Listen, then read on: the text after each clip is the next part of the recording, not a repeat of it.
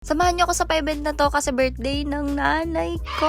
So first nga pala, nag-aasikaso yung nanay ko sa labas. Tapos gumayak na kami ng mga ingredients dyan. So yung sister ko yung katulong nila sa pagluto. So yung ibang pagkain dito, in-order na din namin. Tapos ito niluto namin kagabi. Tapos yung sinukmani, guys, sobrang sarap nito, promise. And then sabi ng mga matatanda, guys, mas masarap magluto sa kahoy kapag kapansit nung lulutuin. Kaya nagawa kami ng parang kalandyan, tungko kung tawagin. So 3 bato yan, tapos bubuhusan siya ng gasolina. Be, grabe binuhusan ng gasolina. Tapos hinilaban, be, takbo talaga ako. Ganito nga lang pala yung setup namin. Tapos naghain kami sa labas tsaka sa loob para at least makakapamili yung mga tao kung saan nila gusto kumain. Dahil nga sa pwesto namin, mahirap nga talagang pumesto sa loob kasi sobrang init, be. Kaumaga pa lang, be, sobrang dami na talagang mga bisita nung nanay ko. Yan, nagpabili lang din ako ng cake. Tapos, syempre, yan yung mga handa namin. Tapos may mga kumakain din dito sa loob. Ayan, yan lang pinagawa ko. Tapos sabi ko sa mama ko, mag-wish na siya kasi nga baka mamaya hindi na naman siya makapag-wish. Ipakain sa tao. Sayang ang 700. Para sa wish lang pala yun. So, yung nag-wish na dito yung nanay ko. Tapos nag-blow siya ng candles. Tinatanong ko siya kung anong wish niya.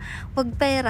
Joke lang. Tapos, ito na yung ganap nung gabi kasi nga inabot siya ng madaling araw. Kaya sobrang busy din. Hindi ako nakapag-video. So, hanggang dito na lang pala tong video na to kasi kakanta mo na yung nanay ko ng Skyline Pigeon. Thank you!